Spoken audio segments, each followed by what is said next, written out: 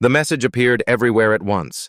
Every surviving screen, homes, shelters, underground bunkers, even shattered command rooms, flickered to life with the same image, a towering alien wreathed in shadow and arrogance. His voice rasped through the static like metal tearing against bone, every word translated into perfect English. Greater than you are not a civilization.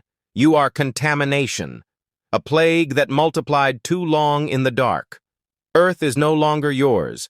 It belongs to the Vira Dominion. Your armies are dust. Your leaders are corpses. Your hope is obsolete. And just like that, humanity's age ended. Not with a final stand, not with a glorious explosion, but with silence. The day the Vira ships blotted out the sun, the world thought it had seen the apocalypse. It hadn't. The true end came later, quiet, cold, systematic. They didn't annihilate us. They kept us alive just enough to serve, to watch, to break slowly.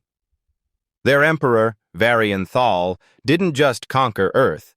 He performed our humiliation like theater. Soldiers became servants. Monuments turned to scrapyards. Cities stripped for resources until they were skeletons of glass and dust. I remember my father, Sergeant Daniel Ward, standing before a cracked screen the day they broadcast Earth's surrender. Our president was kneeling before Varian's throne, forced to lick alien boots under the galaxy's laughter. Dad didn't speak, didn't cry. He just clenched his fists until they bled. That was 15 years ago. I was 10. Now I'm 25. And every breath since that day has been a weapon I've sharpened for one purpose: vengeance. They believed we'd forgotten how to fight. But they never understood what it means to be human. You can break our bones. You can burn our cities. But if even one of us remembers the pain, we rebuild from the ashes. We waited. In the ruins of Siberia. In the scorched tunnels beneath Africa.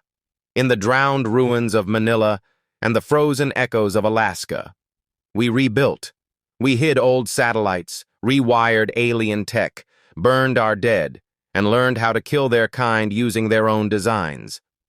I wasn't a soldier, just the orphan of a war too cruel for mercy. My mother was vaporized during a cleansing raid.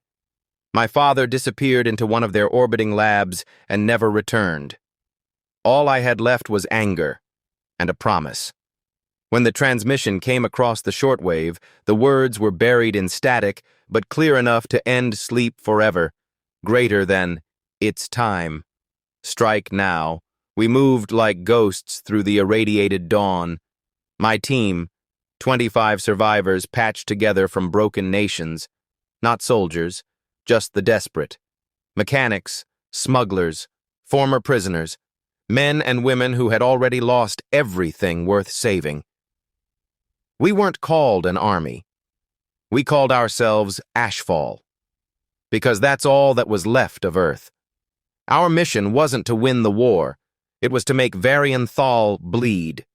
He ruled from his flagship, a fortress hovering over the ruins of what used to be New York City.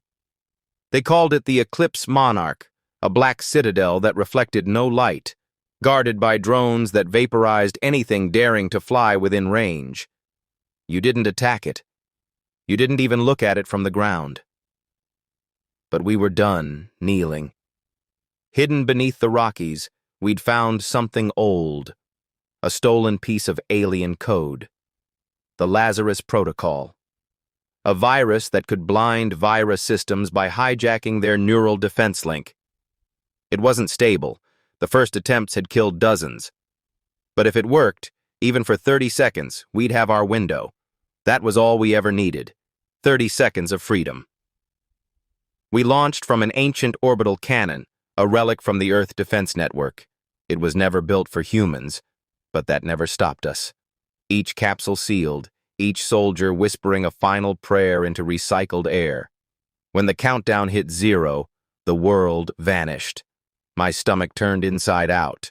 The pod screamed through the clouds like a silent meteor cloaked in stolen Vira stealth tech. Somewhere above us, a kamikaze drone slammed into the flagship's shield array, delivering the Lazarus spike. Command's last words echoed through my comms. Greater than 30 seconds of blindness confirmed.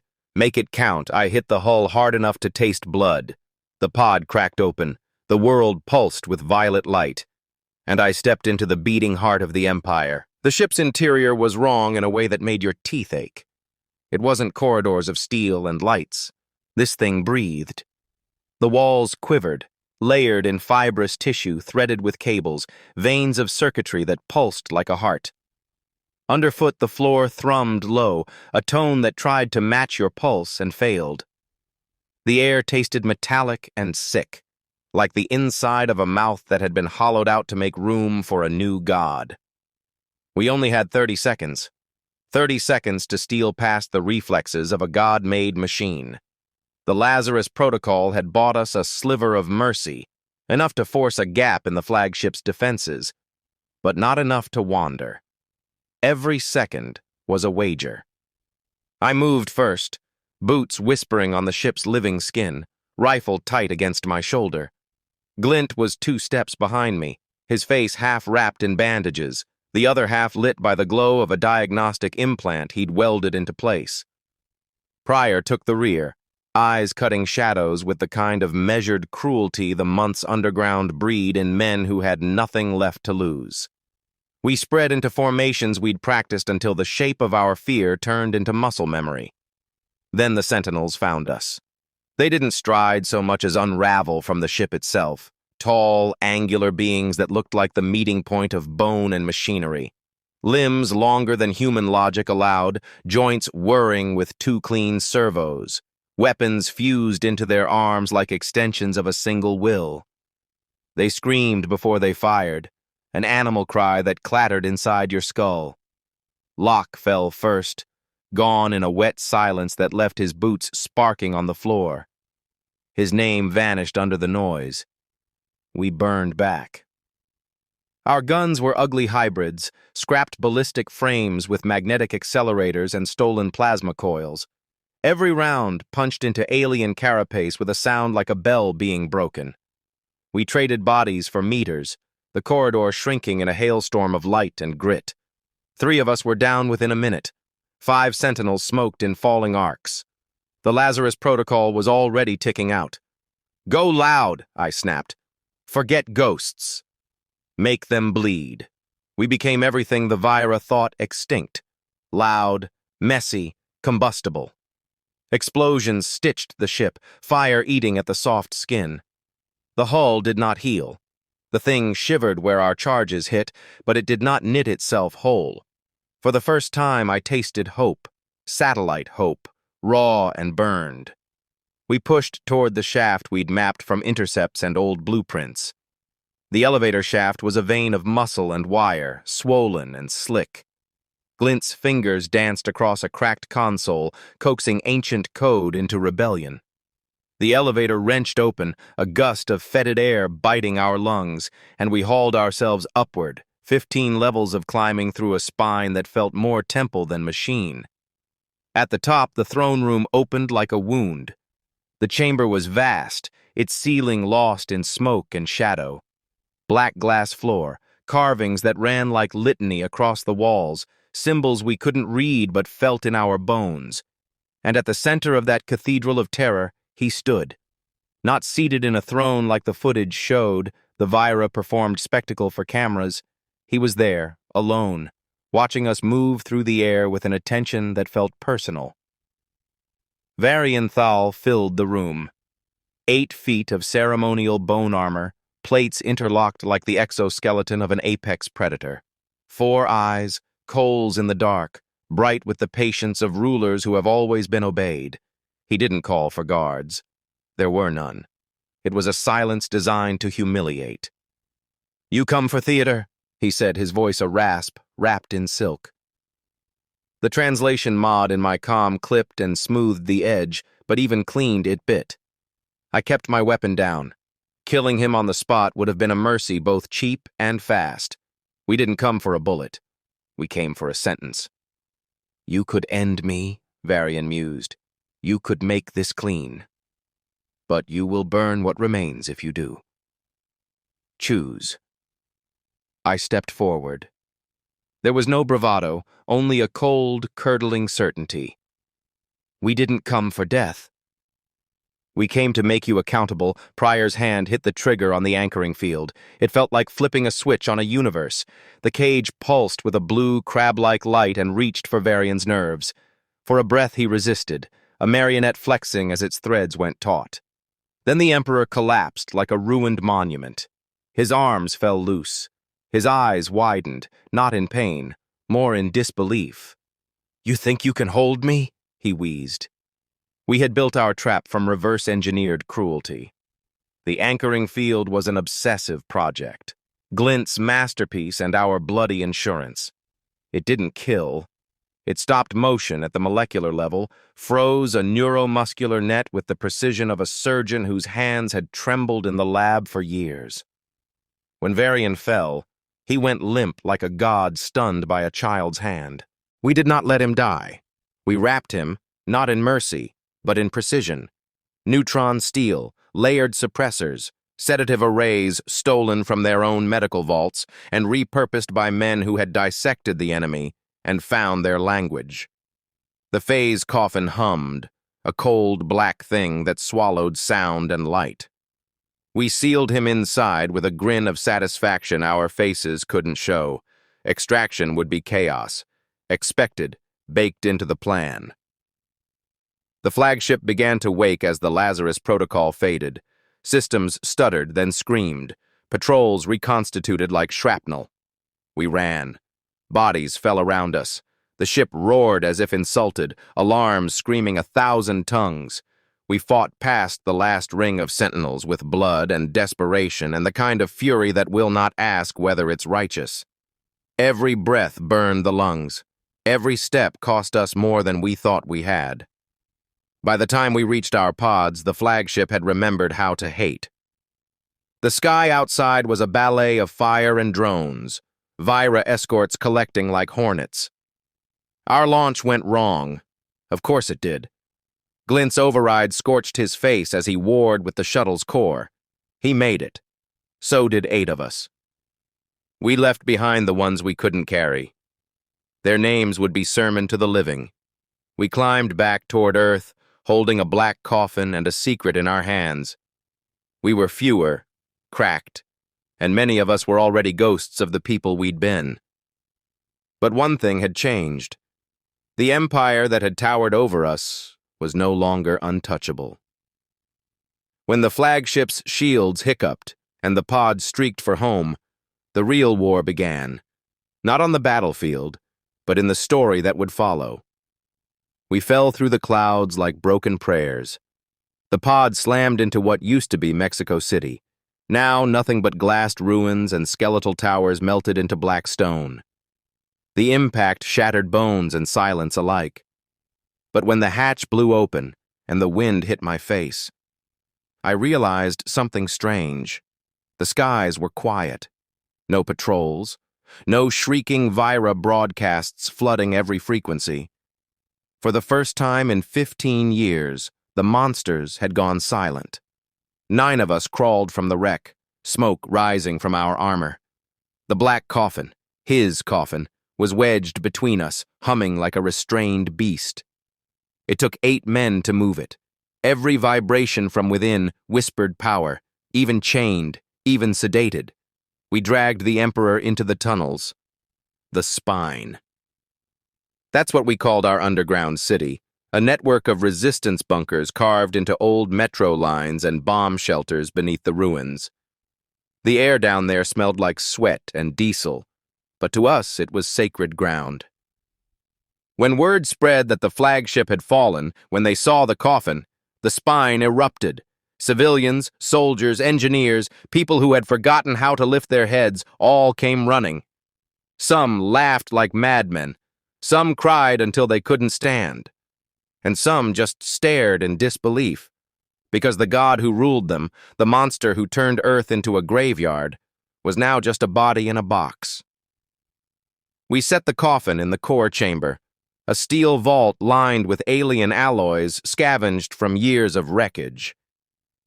Glint limped to the control panel, half his face a mask of charred skin, his good eye cold and clinical as ever. The rest of us formed a ring around him. When the phase seal finally released, the temperature dropped. The air went dead still. The thing inside the coffin stirred. Varianthal hit the floor like a corpse unworthy of its own myth. Even weak, even disarmed, he was too much. Muscles built from engineered fibers, skin patterned with fractal scars that caught the light like glass. 4 eyes dimmed but not dead. The kind of body built to inspire worship or fear. He coughed, low and dry. "You captured me." "No," I said. "We humbled you." He looked up slowly, scanning our faces. Not with rage, worse, with curiosity. Like a scientist inspecting a virus that had learned to crawl out of the dish. "You did this with nothing," he murmured. That was when I saw it. The flicker of something new in those eyes. Not arrogance, not hatred, fear. "We did it," I said, stepping forward. "With memory. With the ghosts of every city you burned." He smiled faintly, and it made my blood run cold. "Then you've become me." We streamed him within hours, not to gloat, to show the galaxy. Every hijacked Vira broadcast channel, every slave world, every mining colony. We wanted them all to see their emperor broken, bound, coughing blood before the species he called disease. We didn't doctor the footage. We didn't add music or speeches. Just the image. Varianthal dragged through the tunnels of Earth like a chained animal. The sound of our boots on steel. The gasps of civilians as they spat in his direction. Sometimes, the image is the message. By dawn, resistance cells across the solar system were in chaos. Not ours, theirs. Vira soldiers began retreating, their networks desynced. Entire colonies stopped receiving orders, command fracturing like a cracked mirror. And then came the messages. Encrypted Vira transmissions flooding our relays, begging for negotiations, offering prisoner exchanges, promising peace. We ignored every one of them, because this wasn't diplomacy, this was balance. 15 years they stood over our necks. Now we made their god kneel. The next day, we let the people in. Survivors, mothers, veterans, orphans, every soul with a reason to hate. We gave them 5 minutes each in the chamber. 5 minutes to look into the eyes of the thing that broke their world. Some screamed until their throats bled. Some spat in his face. One woman simply stood there, holding the photo of a burned child, and whispered, "Remember this." He didn't answer any of them. He just watched, silent, enduring, cracking. On the 4th day, he finally spoke again. "Why?" I didn't answer. "Why not kill me?" "Because death," I said, "is peace." "You don't get peace." He stared for a long time, breathing slow. "Then you have learned nothing." Maybe he was right. Maybe vengeance was just another chain. But it didn't matter. Not yet. The broadcasts continued. Across Mars, Europa, even the outer colonies, humans rose, slaves revolted, guards defected. The galaxy watched the Emperor of the Vira, once a god, now a prisoner in a human cell. By the end of the 2nd week, his name had become something new. Not a curse, a flag. And for the first time in history, humanity remembered how to stand. By day 10, Earth was louder than the stars. Every relay we could hijack pulsed with human defiance. Mars declared open war. Europa's domes glowed with rebellion. Even on Proxima's mining moons, slaves turned their tools into blades. The galaxy that once pitied us now whispered our name like a warning. But victory, like radiation, poisons slow. The first fracture came from within. Pryor walked into the war room, eyes dark, jaw tight. He dropped a data tablet onto the console. "You need to see this." Footage played, grainy, shaky, filmed on a soldier's visor. Sector 9. A resistance squad had captured a Vira garrison. But there were no prisoners, no mercy, just screams and gunfire. Men laughing as they executed unarmed aliens, women, even scientists too weak to stand. I stared at the screen until it ended, the silence heavier than the massacre. "What is this?" I asked. "The other side of victory," Pryor muttered. "We gave them back their spine. They're learning how to bite again." I wanted Varianthal to suffer, every moment of it. But watching humans revel in slaughter twisted something inside me. Not guilt, recognition. That same cold fire I'd seen in the Emperor's eyes when he'd burned our cities. It was spreading. That night, Glint came to me, limping worse than usual, his burned skin tight around the edges of his mechanical eye. "You have to speak to them," he said. "To Earth. Before the anger eats everything, I'm not a leader." "You are now," he said quietly. "Silence becomes blood." So I spoke. The same chamber, the same cameras, the same bound God at my side. I stood before the world and said, "We don't rise to become monsters. We rise to bury them." The message slowed the tide, for a while. But revolutions are hungry things, and on day 15, hunger came knocking. They arrived beneath a white flag, the crownless. Humans who had served the Vira and survived the shame.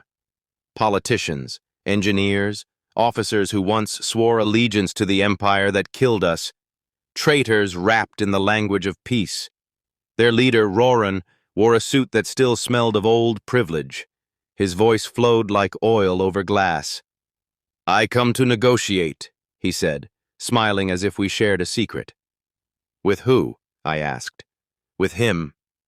He pointed toward the Emperor, still chained, still watching. The room tensed. Even sedated, Varian's presence bent gravity. Roran went on.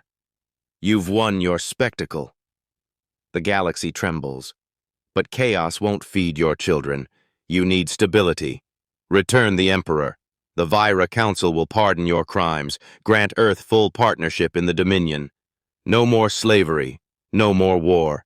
He spoke like a salesman offering absolution. Pryor stepped closer, rifle low. "You think peace means forgetting?" Roran shrugged. "You think vengeance means progress?" I realized then what he really wanted. Not peace, order. The same order that had buried us alive. "What's your real offer?" I asked. He leaned in. "Power, recognition. A place at the table." He smiled again. "All you have to do is give him back." The air froze. I didn't even look at Glint. The crack of his rifle answered for both of us. The shot landed a hair beside Roran's foot. He flinched but didn't run. "You're making a mistake," he hissed. "No," I said, voice steady. "I'm making a choice." Roran turned to leave, but he stopped at the door. Not all the Vira went quiet. Not all accepted defeat.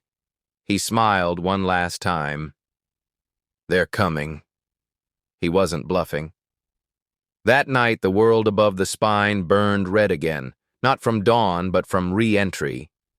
Vira warships, sleek and terrible, tearing through the clouds like falling gods. The first blast hit the mountain with the sound of judgment. The second came closer. Concrete cracked. Lights died. Sirens screamed. The spine trembled like a dying animal. "Lock it down," Pryor shouted, slamming the emergency seal. We fortified the core chamber, the last fortress around the Emperor's cage. The Vira weren't coming for Earth. They were coming for him. The walls shook. Dust rained from the ceiling. The hum of alien engines pressed against the mountain like thunder searching for blood. Varian's eyes opened slowly in the flickering dark. He smiled. He knew. I pulled up the perimeter feed, heat signatures crawling through the tunnels, squads of 4, moving in synchronized formation. They didn't land, I muttered. They were already here. Roran hadn't come to bargain. He'd come to stall. The spine, the symbol of our defiance, was under siege from within. We rallied what was left of our people, welded scrap into barricades, rigged explosives into choke points. The air filled with the smell of oil and fear. Pryor checked his rifle, blood on his knuckles. "Home turf," he said grimly. "Let's make them choke on it." The first Vira broke through the outer tunnel, a walking wall of armor and violence. We opened fire. The air turned white with plasma and dust. Screams echoed like old ghosts set free. 12 of us held the line. 12 against the Empire. Every heartbeat was borrowed time. And deep behind us, the Emperor waited in chains, smiling at the sound of our war. Gunfire shredded the tunnels until the air itself bled. Every wall shook like the mountain was trying to scream. The Vira moved in disciplined waves, 4 at a time, their footsteps a metallic rhythm of death echoing through the corridors. Their weapons tore through metal and bone alike. We fought back like animals cornered in our own den. Grenades, plasma mines, even sharpened rebar. It didn't matter. Every inch cost us blood. The walls of the spine dripped with it, human and alien mixed into one nightmare color. Linton died covering the western breach. Harrow went next, dragged screaming over the barricade by a Vira brute twice his size. By the time we reached the final corridor, there were 12 of us left. Pryor slammed his fist on the emergency lockdown switch, sealing the core chamber. The heavy steel doors clanged shut, cutting us off from the upper tunnels. The sound echoed like a closing tomb. We took positions, Glint at the control node, working feverishly, his burned face glowing in the red warning lights. Pryor at the front barricade, rifle steady, whispering a prayer under his breath. I stood in the middle of it all, staring at the black coffin that still pulsed in the corner like a sleeping beast. Varian Thal sat there, chained and motionless, watching. Always watching. The first Vira soldier to breach the barricade came in like a living tank. 9 feet tall, plated in living alloy, eyes glowing crimson. It fired a burst of plasma that vaporized the cover beside me. The shockwave threw me to the floor. Pryor hurled a pressure grenade over the barrier. The explosion turned the thing into mist. Then 4 more came. Then 8. Then 12. The corridor became a blender of light and blood. We held. Somehow. Somehow we held. And then the hum changed. A low vibration rolled through the chamber. I turned. The coffin was open. Varian Thal stood inside the glow, unshackled, his massive frame glistening with alien fluid and rage. He didn't move like something waking up. He moved like something remembering what it was. "Glint!" I roared.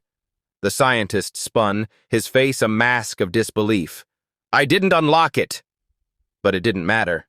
The Emperor moved faster than anything that size should. He hit Glint with a shoulder like a battering ram, slamming him into the wall with a sound that made my stomach twist. Pryor fired 3 rounds into Varian's chest. They sparked against his armor but didn't stop him.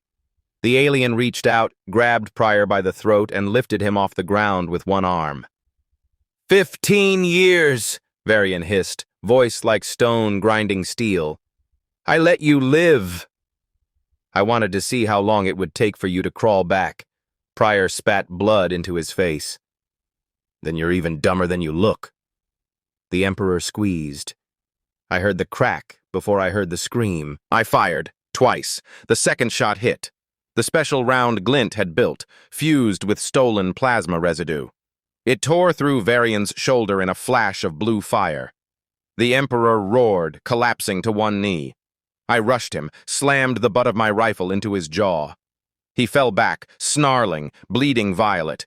"Lock him down!" I shouted. Glint, half-conscious, crawled across the floor, dragging himself to the console. His fingers shook, but somehow, he forced the magnetic clamps to re-engage. The cuffs snapped around Varian's wrists, pulling him back against the wall. He thrashed once, twice, then stilled, panting like an animal in a trap. His eyes glared up at me, burning. "You think this ends here?" "No," I said. "It ends below." Because outside the chamber, the Vira had breached the second ring. Glint's voice cracked as he looked at the sensor feed. "If they reach the core, they'll take him." "We can't hold this." "Then we don't," he said. "We bury them." He coughed blood, reached for the override command on the main console, tied directly to the ceiling charges. "If they break through, we bring the whole damn mountain down." I looked at Pryor, barely alive, one hand pressed to his crushed throat. He nodded. "Do it." The outer walls groaned under another impact. The alarms screamed louder than we did. I turned to Varian, who stared at me with a calm that made me hate him all over again. "You brought this war to our home," I said. "Now we bring the grave to yours." I gave the nod. Glint hit the key. The mountain exploded. The world vanished in white light and thunder. It wasn't fire. It was the voice of the earth itself, roaring in defiance. The tunnels crumbled, the ceiling split, and the sky came down to meet us. Then came silence. Thick, choking silence. When I opened my eyes again, everything hurt. My ears rang, my ribs screamed, blood filled my mouth.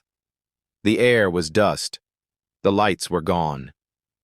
The spine, our fortress, our symbol, our hope, was gone.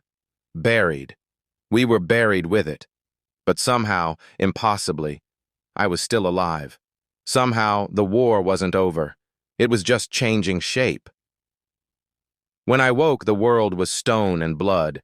The air was thick with dust, so heavy it felt alive, pressing against my lungs with every shallow breath. The tunnels were gone. Twisted beams, shattered steel, piles of concrete that used to be our home. Somewhere far above, a new silence had replaced the war. I rolled onto my side, coughed up dirt, and called out, "Pryor!" Nothing. Then, faintly, a groan from under a slab of metal. I crawled through debris until I found him, half pinned under a support beam, one leg crushed, eyes glassy, but aware. "Guess that wasn't in the playbook," he rasped. I tried to smile, but couldn't. "You're gonna make it." He shook his head. "Doesn't matter." "They're coming, the Vira?" He nodded. "They don't die like us." He was right. Even crushed, their elite soldiers could take a missile to the face and keep crawling. Humanity was flesh and fear, but also something they never learned to kill. Spite. I pushed deeper into the wreckage, following the faint hum of the phase clamps. Firelight flickered in the dark, orange and alive, licking over broken machinery. That's when I saw him. Varian Street still alive. Half his face burned, one eye gone, but breathing. Slow, deliberate, defiant. A single restraint still glowed across his chest, fused to the wall. Even crushed under a mountain, he looked too large, too inevitable. "You came back," he croaked, voice broken glass and gravel. "Didn't come for you," I said, stepping into the firelight. He smirked. "Liar." "You're like me. You don't know how to let go." I crouched down, staring into the ruin that used to be his face. "Maybe you're not a god. Maybe you're just a roach." "You think this is victory?" he whispered. "No," I said. "This is the beginning." Before he could answer, a voice behind me cut through the smoke. "Step away from him." 3 figures emerged, humans, but wrong.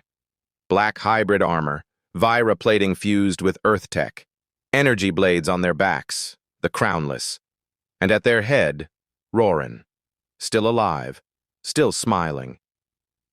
"I warned you," he said. "This wasn't the way."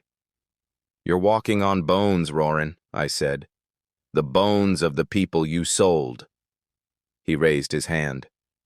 Two soldiers stepped forward, weapons leveled. "I'm here for the Emperor."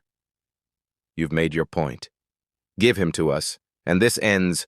"No," I said flatly. He sighed, almost pitying. "You think this is about justice? It's about stability. You kill him, you make him a martyr. You keep torturing him, you make yourselves monsters. Give him to us. Let us disappear him." Quietly. "You want quiet?" I stepped closer, picking up a bent steel beam. "Go find it in hell."